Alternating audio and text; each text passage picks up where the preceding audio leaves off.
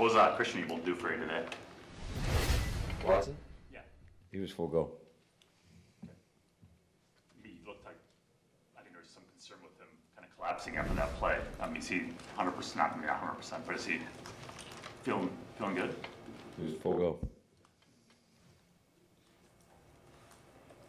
Matt, is there any particular message you deliver to your team when you're about to face an opponent that has had so many fourth quarter comebacks? The Steelers have been down in a lot of games, and then they pulled out a lot of games at the end. Yeah, this is a very competitive football team.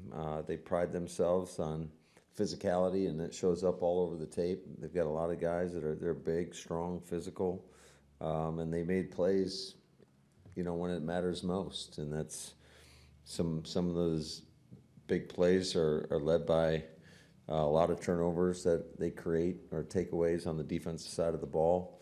They've got a lot of game wreckers up front, and we're going to have to do a great job with them. Matt, you were able to coach against J.J. Watt a few times. When you turn on Steelers film, his little brother remind you a little bit of J.J.? I think they're different players, but in terms of just their play style, absolutely. TJ's relentless.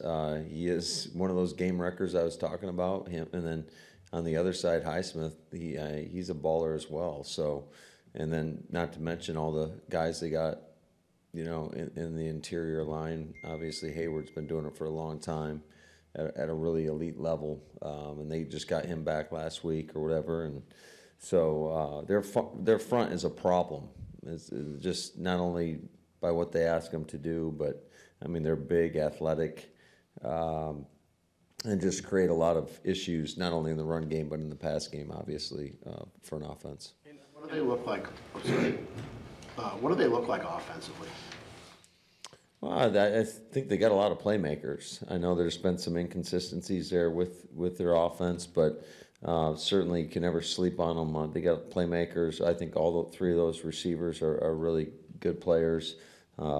Pickens is...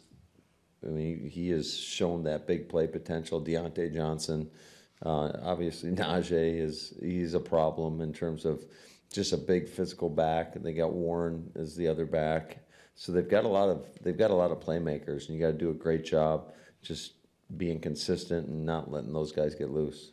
In what ways are TJ and JJ different? Just because when you're brothers, you might know something about this. You kind of get lumped together a little bit, but what do you see that differentiates them? Well, I'm just their body type's a little bit different, but as far as just their relentless pursuit and relentless effort and how they play the game, that's where I see most of the similarities. Both of those guys were, force up front. TJ might be a little slipperier, I would say, than JJ, but they both, like I said, they both present a ton of problems for an offense. Second week in a row, you've kind of gone padded on Wednesday. How do they react through that change last week, and is that going to be something you're going to do moving forward? Well, I think, like I've talked about many times, it's just kind of a feel thing where we're at. Certainly did not anticipate having to go inside today with the lightning. That kind of threw us for a loop, but I thought our guys responded well. You can't control all your circumstances, but you can control how you respond to them. And I thought the energy and effort, and we were looking for speed today, I thought it was all there at practice. How does that throw you for a loop to be inside? You want to be on grass, I know, but is it because of the confines? I think there's a lot of things that go into it. First of all, your footwear. Most of the guys are going to wear their 7 studs on our grass, and inside you're going to wear your molded cleats. And then just preparing for the elements. It's much colder outside, and so some of these guys are layered up. So we gave them like a 5-minute period after individual to transition, change their cleats. Some of the guys are spatted up, so it was a little bit of a process there. But I thought, I didn't hear anybody complain about it. They just went about their business and got their work in. So I was proud of just their mentality in regards to that.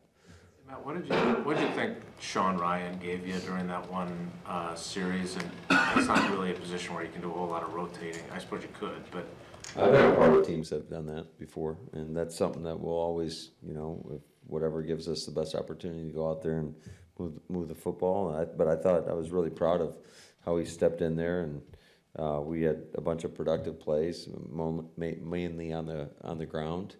But I thought he got a lot of good movement up front, so I thought he went in there and did his job at a high level.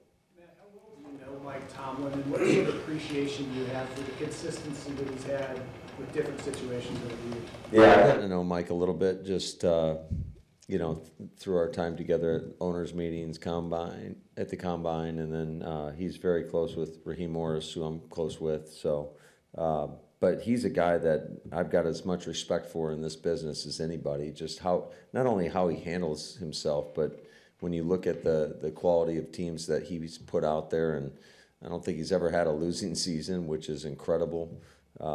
So he's a guy that I think if you asked any player, any coach in this league, I don't think there's anybody that's not going to respect him, just how he carries himself, how he coaches his teams, and you can bet that they're always going to be well prepared and very physical and very sound, and he's the model of consistency in this league. Speaking along those lines, not that I realize 5 years is different than 15 or whatever year he's in, but how do you keep it fresh? That's always a challenge, I think. And we've tinkered with a few things here, and in terms of our process, and I just think you got to have a pulse of your squad and have people that also can give you some information that maybe some aren't willing to tell you. I think that's always important, but we're always trying to keep it as fresh as possible. Now, when did Sean Ryan kind of jump into that top guard backup, or are you doing it right and left where Newman would have gone in if it had been the left guard? Or would It's been a competitive situation, and he's done it in practice, and it was good to see that when he went out there that he was able to do his job at a really high level. So we'll see. We're always going to evaluate it though, and try to put the best guys out there that we feel most confident that are going to help us move the ball. What was the advancement that made you trust him, that you could use him? I'm assuming you saw some stuff in practice recently. Yeah, it stems from practice. You try to create competition in practice, and are constantly evaluating these guys. It's not like we just go out there and practice, and you're always evaluating these guys. If last week was a mere week with the familiarity and the schemes and that, what is it this week going against a team you really don't see that often?